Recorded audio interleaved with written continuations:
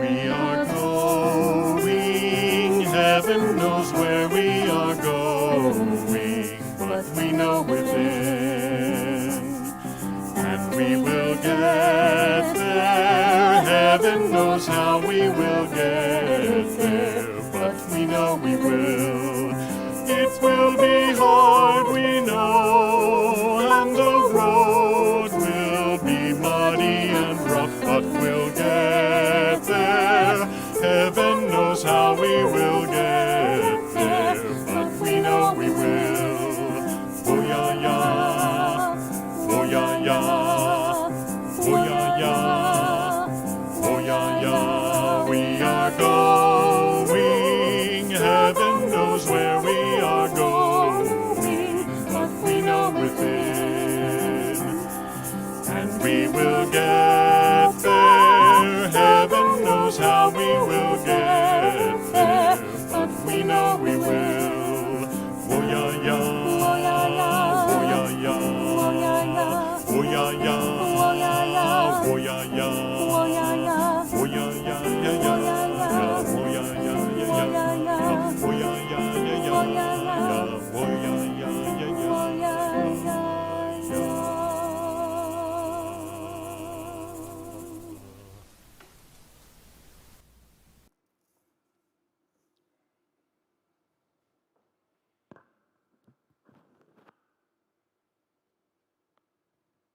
It is not by chance that you arrived here today. You have been looking for something larger than yourself. Inside of you, there is a yearning, a calling, a hope for more, a desire for a place of belonging and caring. Through your struggles, someone nurtured you into being, instilling a belief in a shared purpose, a common yet precious resource that belongs to all of us when we share. And so you began seeking a beloved community, a people that does not put fences around love. A community that holds its arms open to the possibilities of love. A heart home to nourish your soul and share your gifts. Welcome home. Welcome to worship. Welcome to Cedar Lane Unitarian Universalist Church. I'm Abhijanamanchi. My pronouns are he, him, one of the ministers serving this religious community with my colleagues, the Reverend Katie Romano Griffin and the Reverend Dana Edwards.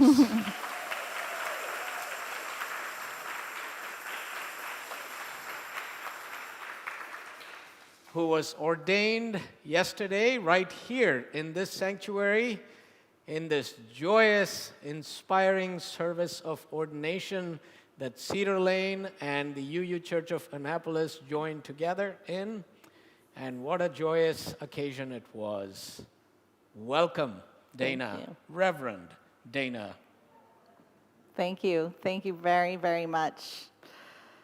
Please know that whatever your beliefs, gender identity or expression, your sexuality, immigration status or disability, and wherever you are on your spiritual journey, you are welcome here at Cedar Lane, where together we gather to explore the eternal, to nurture community, and to build a more just world.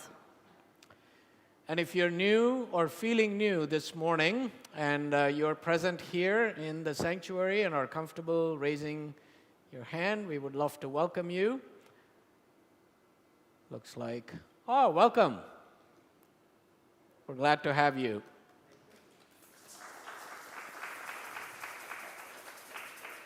And we welcome our guests online, and if you are comfortable, please fill out the newcomer form that's included as a link in the chat. Also know that if you have been attending for a while and are interested in being a member of this religious community, please reach out to Reverend Katie and our membership coordinator, Nicole Singer. Our pastoral visitors are an extension of our ministry team. Kathleen Holmay is here in person to help you if you need pastoral assistance. Thank you, Kathleen. And we also welcome our newest staff member who just joined the staff last week, Taishima Holmes. Taishima, come on up.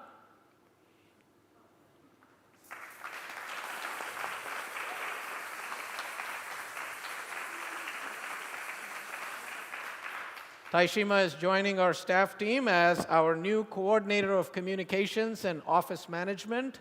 So I hope you get to know her, and also she brings an exciting array of skills and capabilities that I know is going to help Cedar Lane shine. Thank you, Taishima.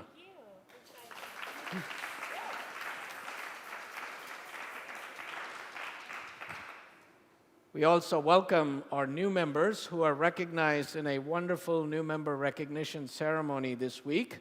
Amy Marcin, Kathleen Nepper, Raj, and Sharmi Mehta. There's a wonderful video of the new member recognition ceremony on our YouTube if you wish to check it out. And now we have a few announcements.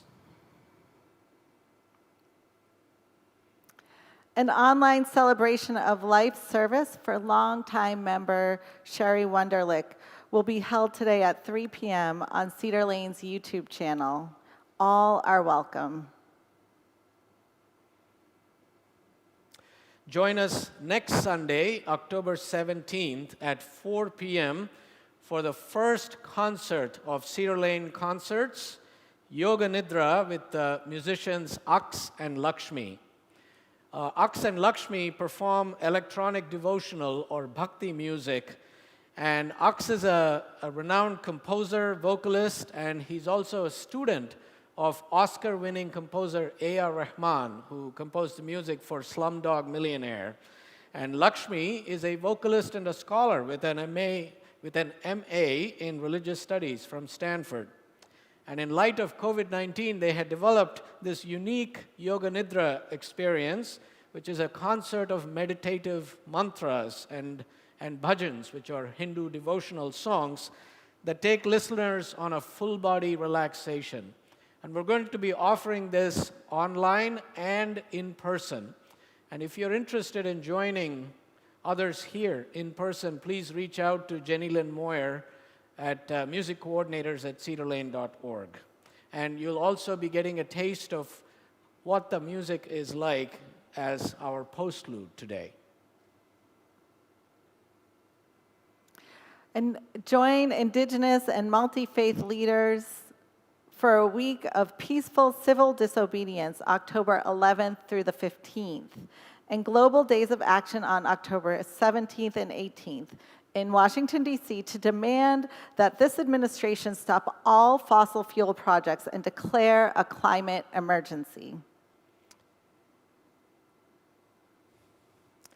Now I'd like to introduce our guest speaker this morning, who is joining us online. Dr. Elias Ortega, who is the president and professor of religion, ethics, and leadership at Meadville Lombard Theological School, a Unitarian Universalist seminary located in Chicago, Illinois.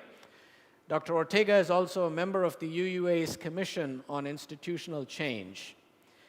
He's an innovative leader, a committed Unitarian Universalist, a celebrated educator, a social justice activist, an accomplished scholar, and a community organizer.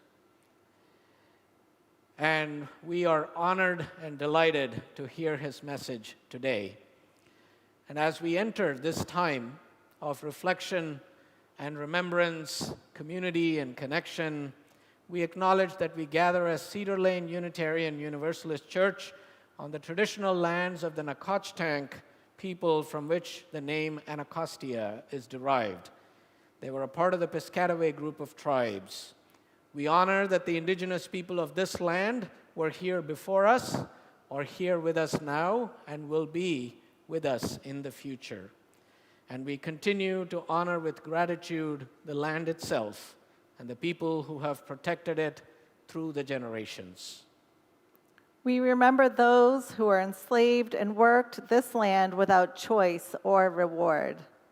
We remember all who have gone before us, whose vision and labor helped create and sustain this religious community. In this spirit we gather. In this spirit we begin. In this spirit we worship. Let us greet and welcome each other.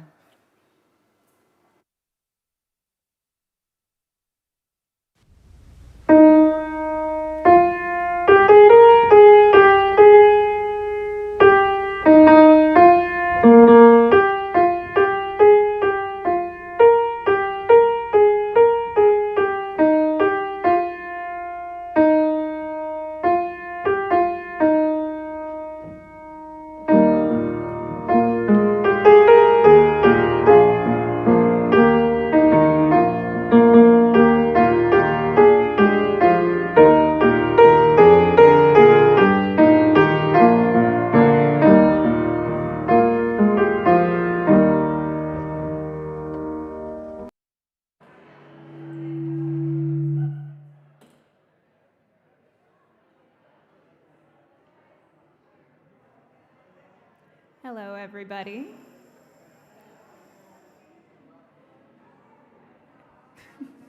Everyone could sit down.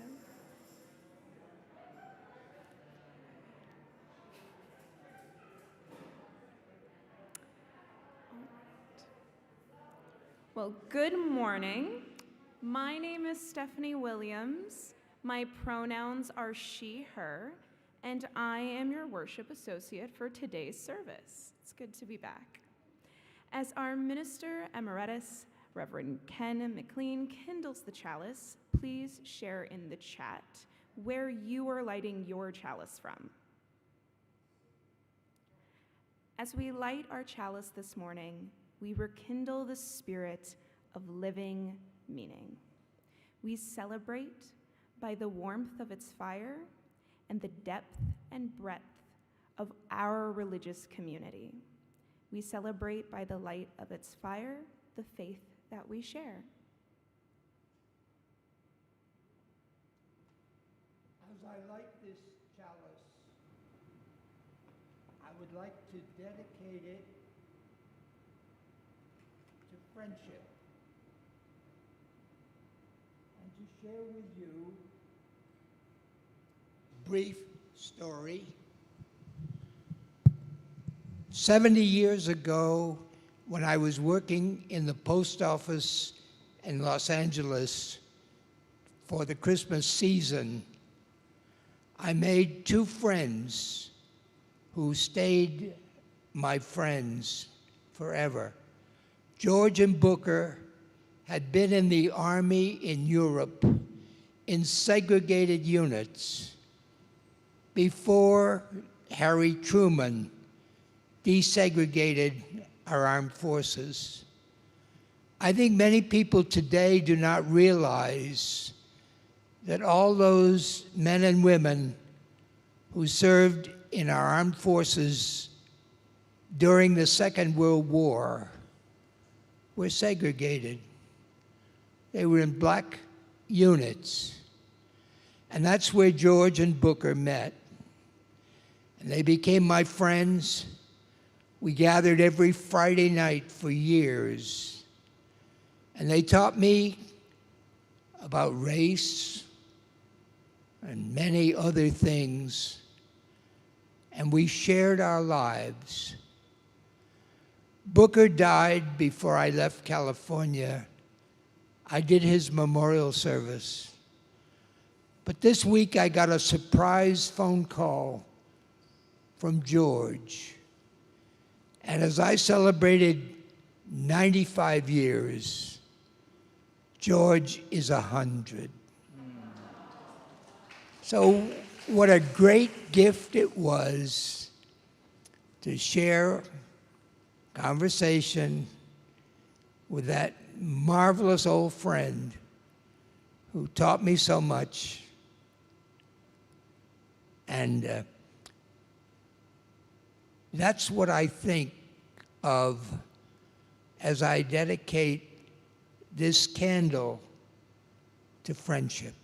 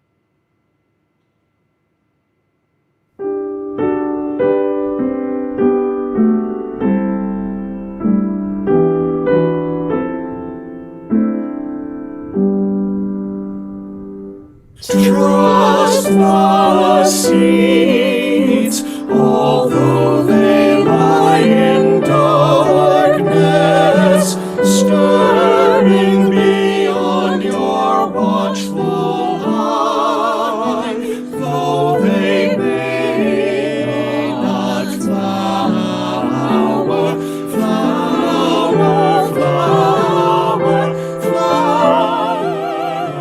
as you dreamed they would, when the planting's over, you must trust the seeds. Some soon bloom to fill your heart with wonder, some only after you are gone. You must give them freedom, freedom, freedom, freedom to grow as they should. Give them room to spread their roots and trust the seeds. In your heart, you know that some may wither. All you can do is hope and pray. Some will rise up grander, grander, grander, grander than you dreamed they could. There is joy in planting if you trust the seeds.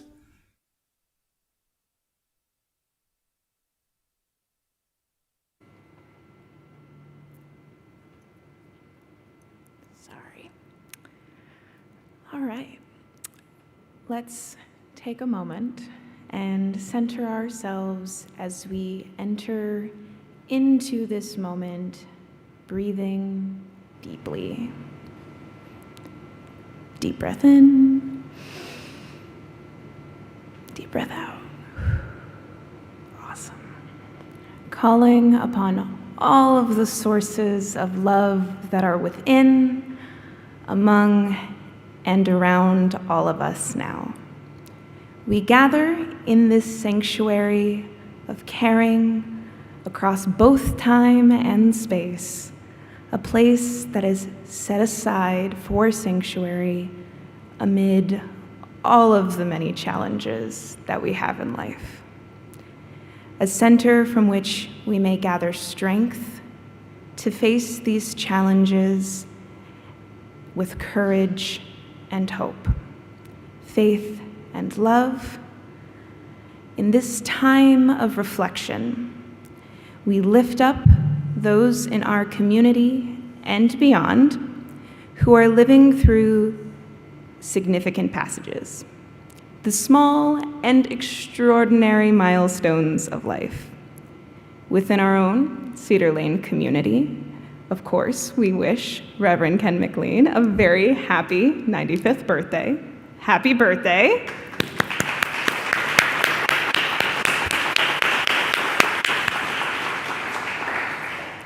And we also send healing wishes to Kathy Napper, who is recovering from knee surgery. As families continue to struggle with the various forms of anxiety and disruption and all of the wonderful, horrific things that come with COVID-19, our hearts are with all of the children, their parents, their teachers, their families, all of their community. Our caring always extends beyond Cedar Lane to others whose lives are lost and whose lives are impacted by violence, calamities, the COVID-19 pandemic in our nation and the world, and the various variety of things that just come with being human. Let us hold these friends of ours, our companions out there in the world, and all of the joys and sorrows we bring and hold in our hearts. Thank you.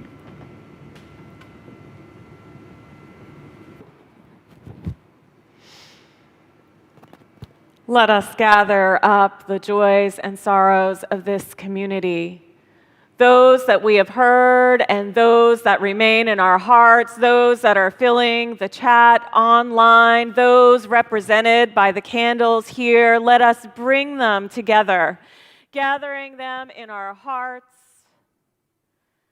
The greatest gift that we can give each other in community is to show up for each other, to be present, to witness not only our joys and our struggles, but the joys and the struggles of everyone that we hold in this beloved community.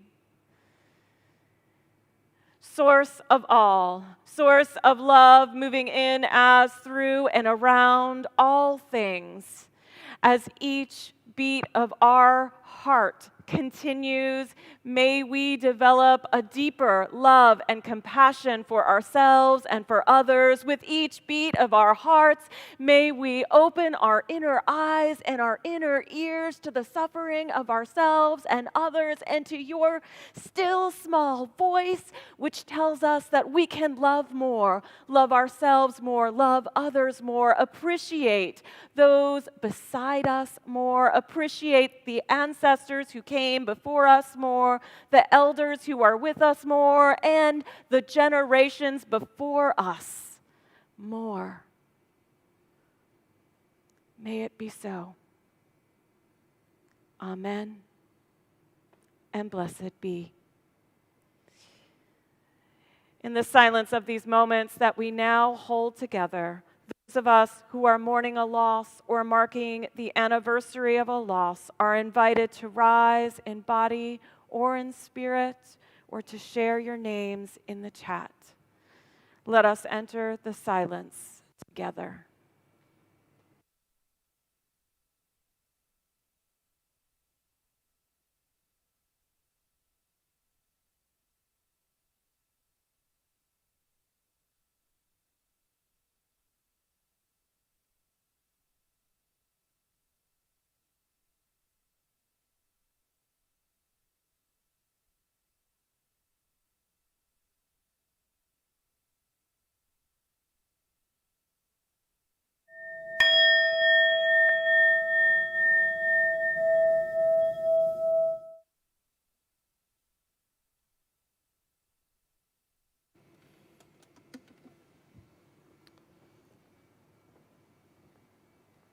So I could use some help opening the Wonder Box.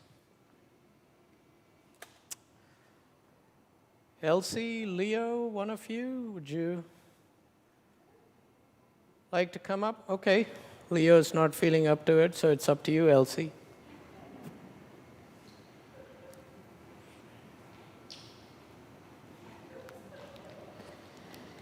Should be fun. All right, I'll let you open it and see what's inside. What is it?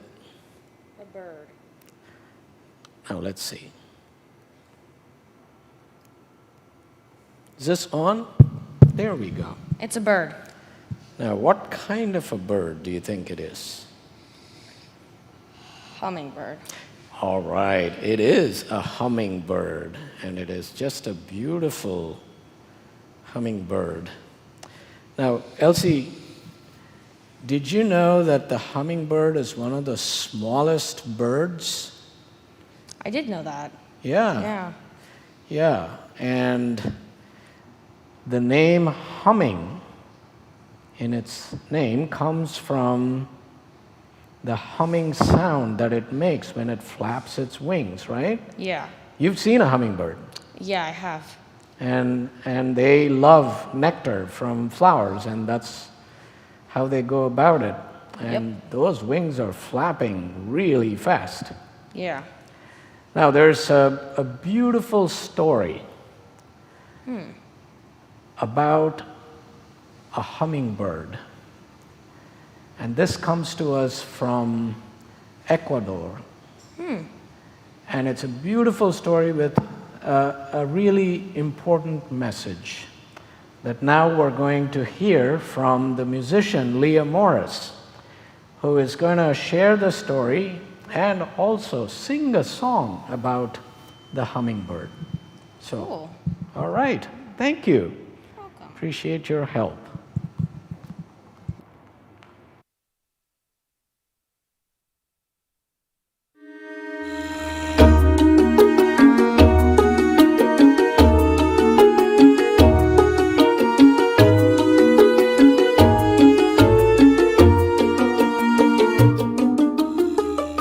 Let me tell you about the hummingbird. Once upon a time, the great forest of the world was burning. Flames rose, the heat was oppressive, and all the animals fled as fast as they could to the edge of the forest, to the edge of the fire, where they watched with sorrow as their homes were destroyed. Only one animal, the hummingbird, flew beyond the flames and found a river, and she scooped up as much water as her little beak could hold and flew back to the fire and dropped it. And then she flew back, scooped up as much water as she could over and over again, even though her wings got tired, even though she began to feel the heat piercing her feathers. She continued to scoop up just as much water as her beak could hold and drop it onto the fire. While the other animals looked at her and called out, "Hummingbird, what are you doing? Stop this, it's useless, it's a waste of your energy." Even the elephant, whose long trunk could have scooped up 1,000 times as much water, called after the hummingbird and told her, "Your efforts are a waste of time and energy. Stop trying to put out this fire. What are you doing?" The hummingbird stopped just long enough to answer the question. "I'm doing the best I can."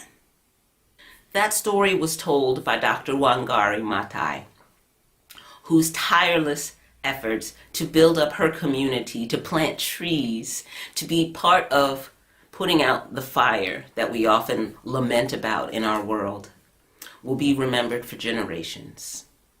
Like that hummingbird, remind us how important it is to nurture beauty, and how each of us has the capacity, whether we have just a tiny beak or a large trunk, to nurture beauty, to appreciate that which is precious around us, and to be part of conserving and caring for the beauty within ourselves and the beauty in the rest of the world.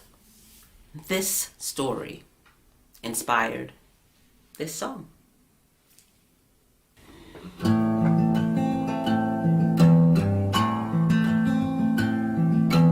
Hey, hummingbird, I'd like to join you as best I can. Our lovely world deserves my heart and both of my hands, giving my all, giving my all.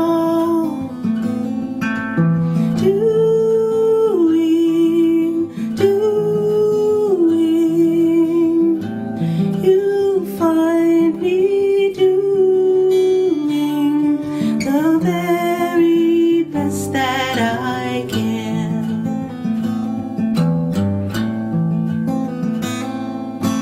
Child of the stars, I'd love to join you as best I can. Life as an art requires my heart and both of my hands, giving my all, giving my all.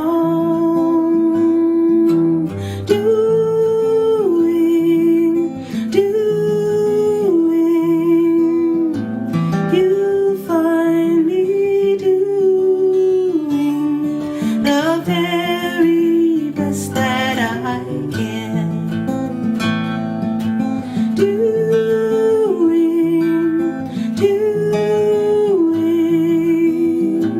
I'm always doing the very best that I can.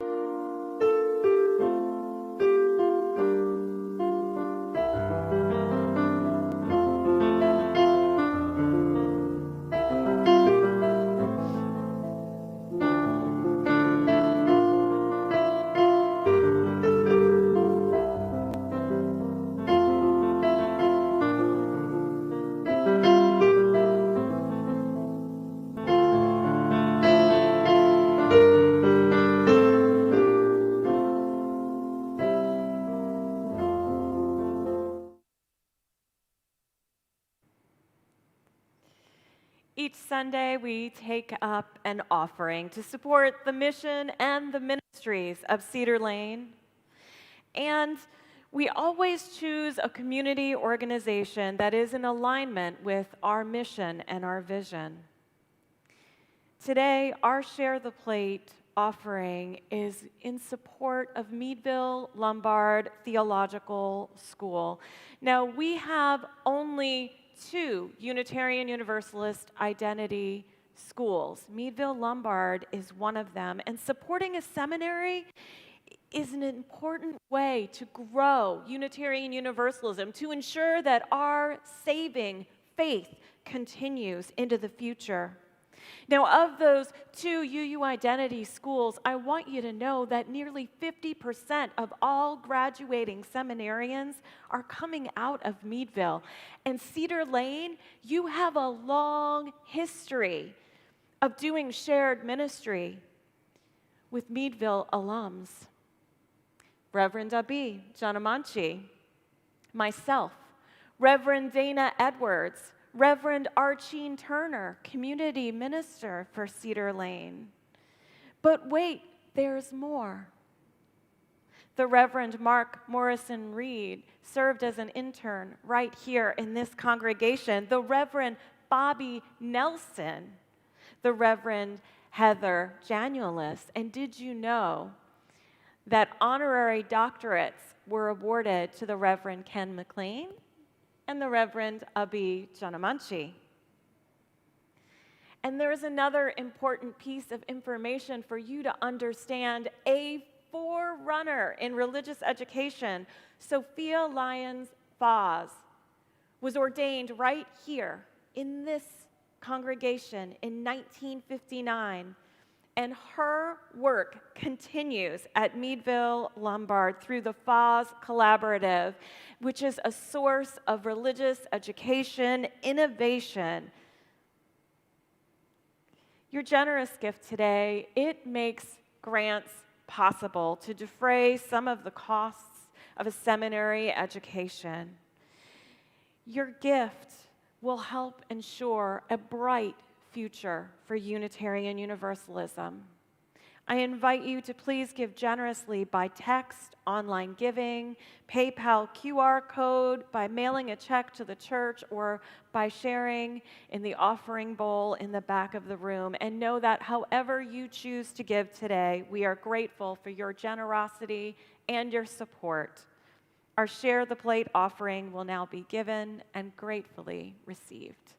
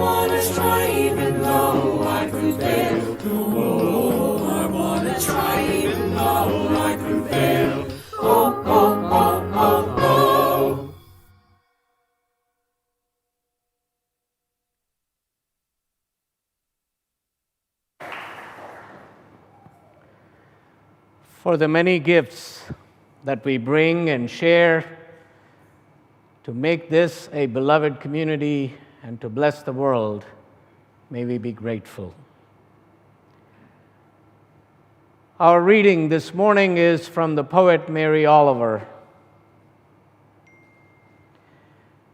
When I am among the trees, especially the willows and the honey locust, equally the beech, the oaks, and the pines, they give off such hints of gladness. I would almost say that they save me, and daily. I'm so distant from the hope of myself, in which I have goodness and discernment and never hurry through the world, but walk slowly and bow often.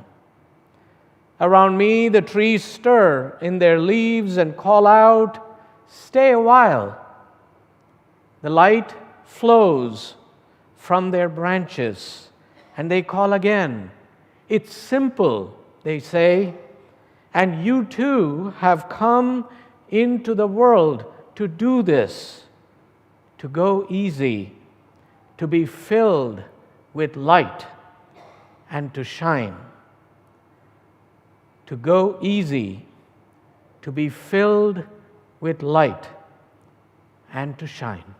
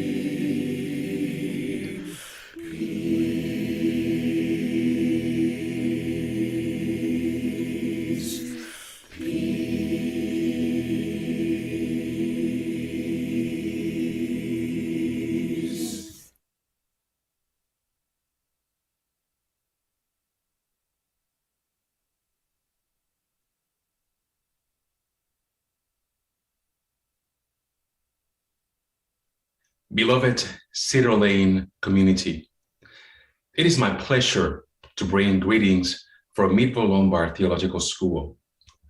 My name is Dr. Elias Ortega, and I have the pleasure to lead that institution. Today, I am also grateful to Reverend Abid Janamanchi for their kind invitation to share with you words that are dear to my heart. As a faith community, we understand that when we gather, whether in our sanctuaries or in someone's home, or as we are doing more likely than not in this way, in these days, from virtual space, that when we are gathered, we weave together the strands of our lives in a tapestry that is patterned by our joys, our thanksgiving, and our sorrows. We understand that so deeply in our lives that has informed our worshiping community that we even sing words in one of our hymns that remind us that there are times when we are gathered in peace. We are gathered in peace because the rhythms of our lives have been so that we feel grounded and content and at ease. There are also times when we are gathered in thanksgiving because of the bounty that we have enjoyed among the presence of others and the ways in which life has bestowed upon us imaginable riches. And now and then, it is our pain that brings us together. Those are the moments when we are gathered in sympathy and compassion to strengthen one another in our journeys of sorrow and lament. Lately, it feels like, and it seems, and it is likely true, that we have spent many times and many hours gathered in sympathy as we grieve the impact of an ongoing pandemic and we mourn the losses we have suffered. It is true that in those moments when we are gathered in griefs and sorrow, we are brought together with one understanding that our separate fires can kindle one flame.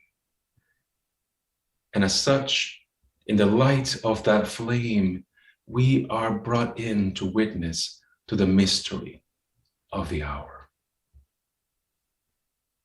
Today, I wish to invite you into a space of lament, a lament for our vanishing elders, the trees. Across times and across generations, trees have taught us lessons of thriving and resilience. We have often been surprised to find trees growing in the most unimaginable places, in the cracks of sidewalks, in the sides of cliffs, a time in very, very little earth, but still making a way to reach the heights of the sky. We have also, I'm pretty sure, enjoyed the comfort of laying against a tree and enjoying its shade in a hot day. Perhaps even take a short nap to rest our weary bodies. We have often also enjoyed, I would imagine, the beauty of flowering trees, the myriads of colors and their smell. And it is also true that many trees are threatened because of the ways in which we move in the world. We are called to care for the interdependent web of all that exists, and that entails honoring the elders, our trees. At this moment, I wish to share a lesson taught by me, by my own children. It was a lesson on how we can honor the presence and contributions of these silent elders in our midst. One day, a few years ago, my children came running through the front door of our home with a solemn disposition, calling on us to come outside and join them in a time of lamentation and mourning. I will admit that at first I was a little bit confused by this strange behavior because my kids rarely ever enter our home solemnly. They enter rushing through, full of life and joy, and at times anger as well. Maybe looking for us or finding something to eat or throwing things around the house. You probably imagine how it goes. But in this day, the disposition was different. They came with a sense of solemnity. They came together and asked us together to come outside with them. I also need to admit that at first I was a bit skeptic and still thinking that perhaps it was all a child's game, but I joined them anyway. Little did I know that as they grabbed me by the hand and brought me and my spouse to the back of our apartment, that we were being brought by the hand into a sacred space. Earlier that day, a tree had been down in the back of our apartment, and they felt that it was only appropriate for us to say our goodbyes, to honor the shade that the tree has provided us during the time we have lived there, to join in Thanksgiving because the tree has been a partner in play, has been a place for us to rest and enjoy food under its shade. My children felt that it was only appropriate for us to make an altar now in the stump, to bring fruits, some candies as offering, and also water, and share a memory of what the tree has meant to us as a family.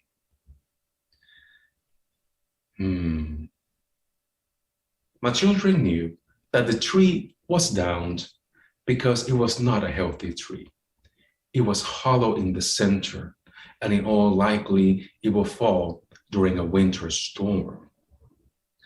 However, my children also have the forethought to say a Thanksgiving in advance because they recognize that oftentimes in our fireplace, we burned wood, and it was likely that once our neighbor's tree would become logs of wood that will warm our home at some night as we share stories and a hot chocolate, and they wanted to be thankful in advance.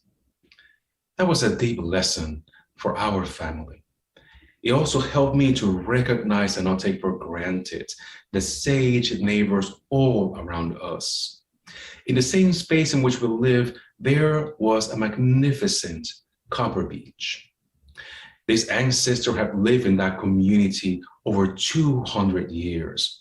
And I couldn't help in appreciation but imagine what stories could that tree share with us if the tree could talk.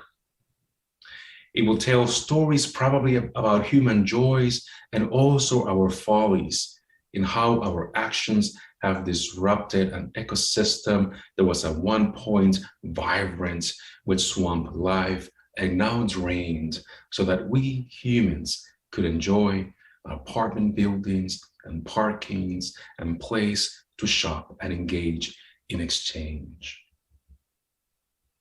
The tree would have reminded us that there are other ways to be in community and that our actions are threatening their existence.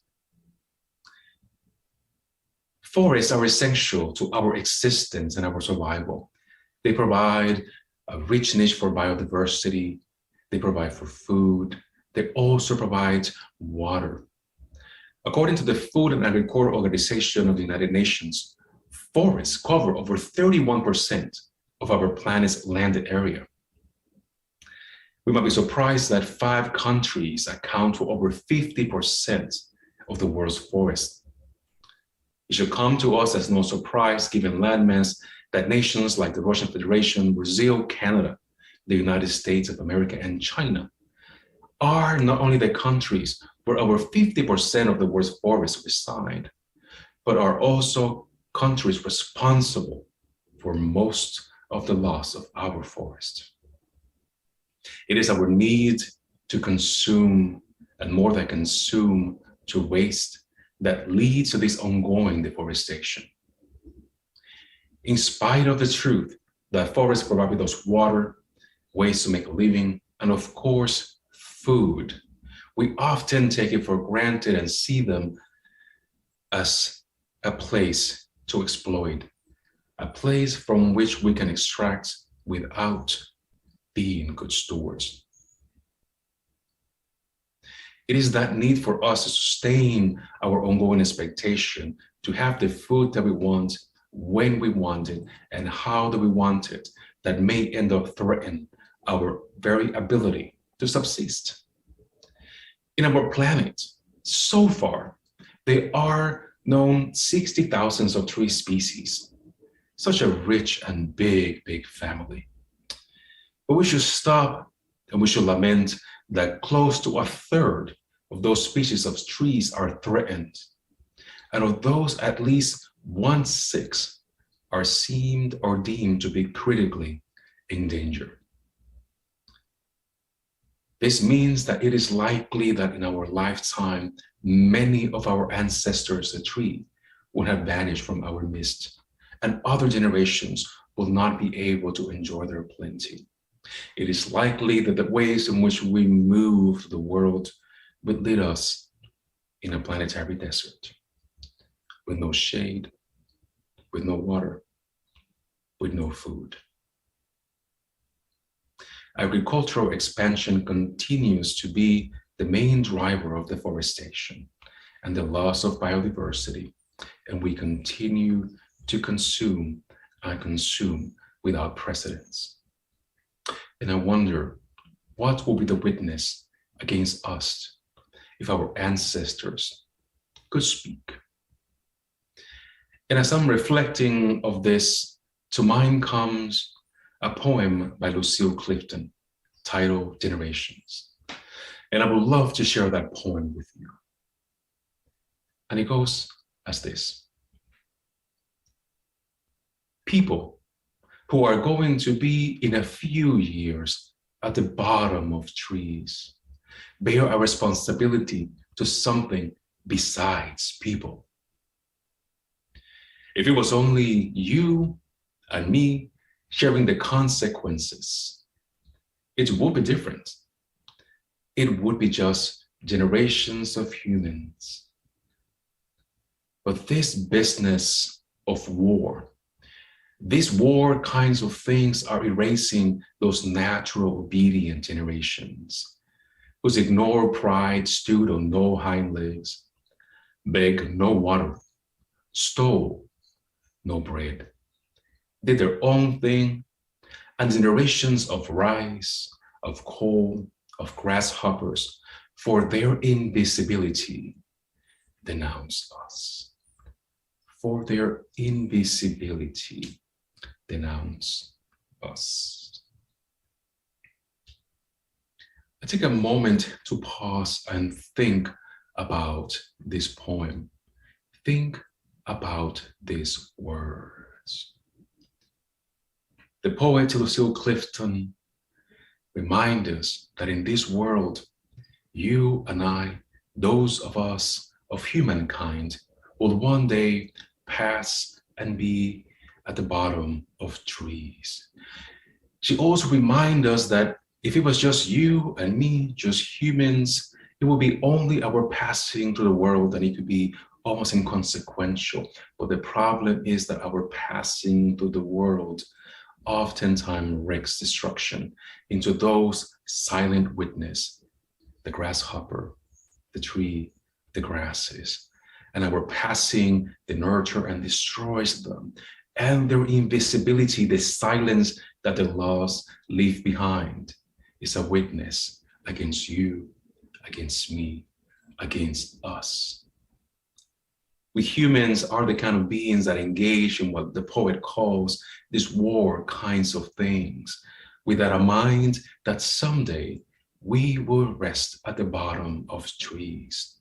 And the question arises, will there be trees for us to rest under if we continue in our ways? I wonder, who are the animal people, the plant people, the tree people whose names are lost to our generations and generations to come? I think the poet's words are telling to remind us and call us back into our covenant, that we work to protect the world and to heal the world that our actions are destroying. That we ensure that there will be trees left whose foliage may shade our final resting place. That there will be acres of land thriving without the sting of hot suns, so that our generations, our children and their children and their children's children may also enjoy the bounty of the earth. I recall the words of indigenous writer Sherry Mitchell, that in her book, Sacred Instructions, write the following about the war for clean water. She asks us to recognize that if we want to claim the right to clean water for our people, then we have to take responsibility to ensure clean water for everyone. I think her advice applies to a large discussion of land rights, of human rights, of water rights, and earth rights. At the heart of the matter, she is nudging us to make a turn in care and concern towards safeguarding the earth right, to be sure that our vanishing elders, the trees, are taken care of, that they can also thrive for their sake and ours. The call for us is after we spend a time in lament and we reflect on the ways in which our actions reshape the world and are always for the best, that we turn in care towards the world, that we recommit ourselves to covenants with the earth and the trees, to nurture them, to love them, because their survival implies our survival. May we work with joy and with renewed hope to be keepers of this earth. May it be so, and blessed be.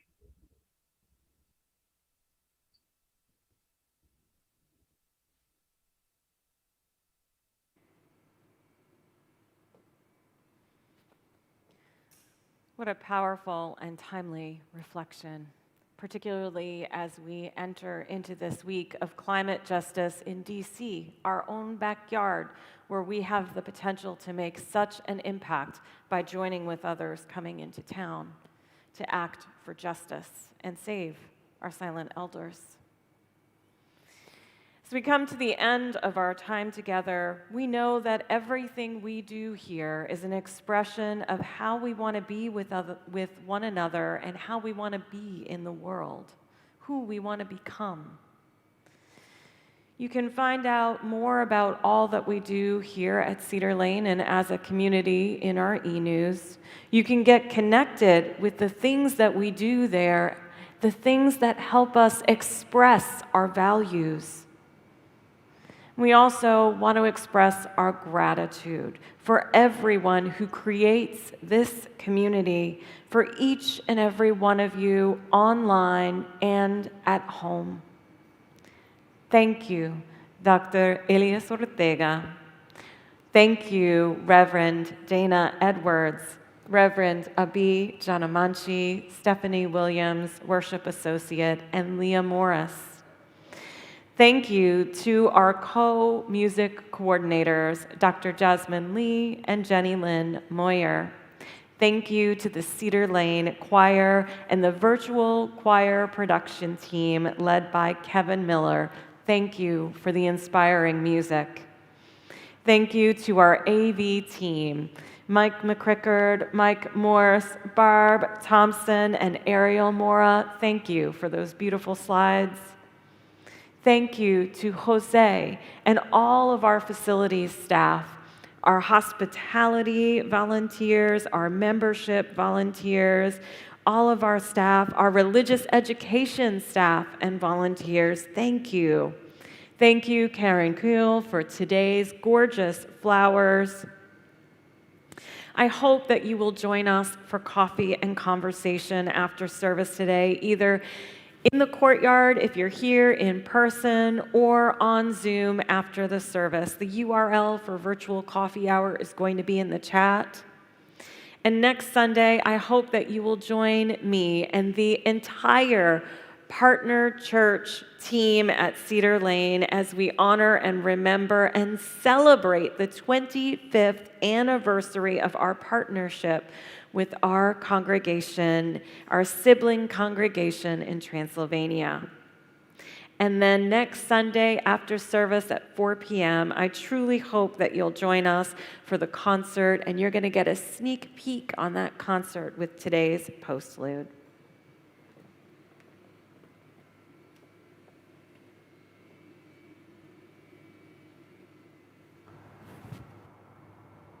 And thank you, Reverend Katie, for your presence and participation in today's service. Our closing words are an excerpt from a statement of conscience that was created in 1992 at the Environment Conference in Rio. And it is also an ancient Hindu prayer of blessing. We are the earth through the plants and animals that nourish us. We are the breath of the forests of the land and the plants of the sea.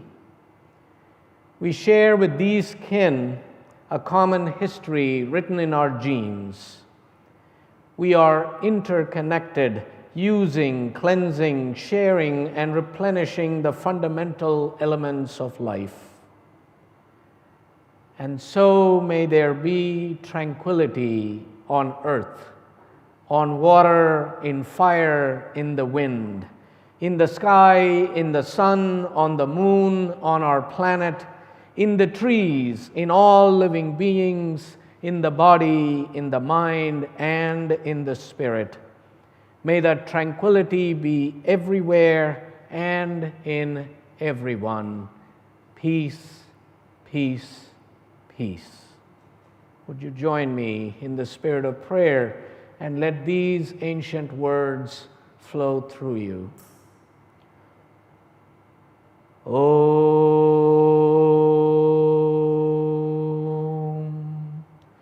Bhumi Mangalam, Bhumi Mangalam, Udaka Mangalam, Udaka Mangalam, Agni Mangalam, Agni Mangalam, Vayu Mangalam, Vayu Mangalam, Gagana Mangalam, Gagana Mangalam, Surya Mangalam, Surya Mangalam, Chandra Mangalam, Chandra Mangalam, Jagat Mangalam, Jagat Mangalam, Jiva Mangalam, Jiva Mangalam, Deha Mangalam, Deha Mangalam, Mano Mangalam, Mano Mangalam, Atma Mangalam, Atma Mangalam, Sarva Mangalam, Bhavatu, Bhavatu, Bhavatu. Sarva Mangalam, Bhavatu, Bhavatu, Bhavatu. Om Shanti, Shanti, Shanti.